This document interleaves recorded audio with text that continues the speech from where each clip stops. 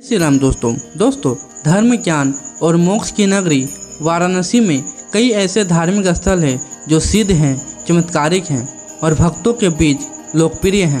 अपने घाटों के लिए विश्व भर में प्रसिद्ध वाराणसी अपने मंदिरों के लिए भी जाना जाता है। काशी विश्वनाथ धाम, दुर्गा कुंड, अन्नपूर्णा मंदिर, विशालाक्षी मंदिर और तुलसी मानस मंदिर समेत कई ऐसे मंदिर हैं जो सनातन हिंदू धर्म का केंद्र है। इनमें से ही एक मंदिर हनुमान जी को भी समर्पित है, जिसे संकट मोचन मंदिर के नाम से जाना जाता है। इसी मंदिर में हनुमान जी ने रामचरितमानस की रचना करने वाले तुलसीदास जी को दर्शन दिए थे। 2006 में इस मंदिर में आतंकी हमला भी हुआ था, लेकिन इस्लामिक कट्टरपंथी हिंदुओं को अपने आराध्य के दर्शन करने से नहीं रोक पाए। सन 1631 से 1680 के बीच राम भक्त गोस्वामी तुलसीदास ने ही इस मंदिर का निर्माण करवाया था। मान्यता है कि अपने काशी प्रवास के दौरान तुलसीदास गंगा स्नान करने के पश्चात एक सूखे पेड़ पर एक लोटा जल डाल दिया करते थे। ऐसा करते हुए उन्होंने कई दिन हो गए। इसी प्रक्रम में एक दिन जब तुलसीदास ने उस पेड़ पर जल ढाला, तब उसमें से एक प्रेत प्रकट हुआ। उन्होंने कहा, क्या भगवान राम से मिलना चाहते हैं? मैं आपको उनसे मिला सकता हूँ। इतना सुनते ही तुलसीदास प्रसन्न हो गए। तब उस प्रेत ने कहा कि राम से मिलने के लिए पहले उनके अनन्य भक्त हनुमान से मिलना पड़ेगा।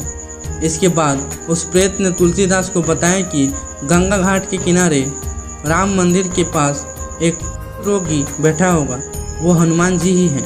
प्रेत के बताए अनुसार जब तुलसीदास जी ने उस रोगी के पास पहुँचे, तब वो आगे बढ़ गया।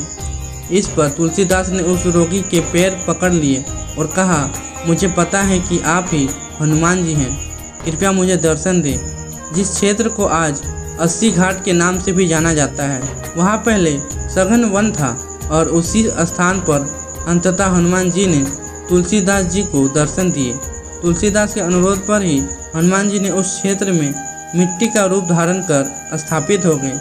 इसके बाद से ही तुलसीदास ने संकट मोचन हनुमान मंदिर का निर्माण कराया। यह भी माना जाता है कि जब तुलसीदास वाराणसी में रहकर रामचरितमानस की रचना कर रहे थे, तब उनके प्रेरणा स्रोत हनुमान जी ही थे। आज वर्तमान संकट मोचन मंदिर के परिसर में जो पीपल का विशाल वृक्ष है, उसी के नीचे बैठकर तुलसीदास ने रामचरितमानस का एक बड़ा हिस्सा लिखा था। वर्तमान दृश्य मंदिर की स्थापना पंडित मदन मोहन मालवीय ने सन 1900 में करवाई थी, जिन्होंने बनारस हिंदू विश्वविद्यालय की स्थापना भी की थी। संकट मोचन मंदिर के विराजित हनुमान जी की मूर्ति अत्यंत मनमोहक है। मूर्ति पर सिंदूर का लेप किया गया है।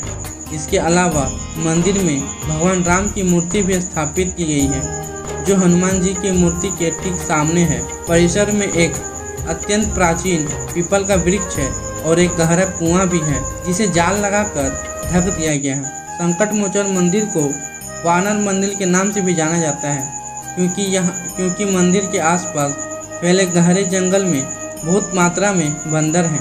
7 मार्च 2016 को वाराणसी में सीरियल बम ब्लास्ट हुए थे।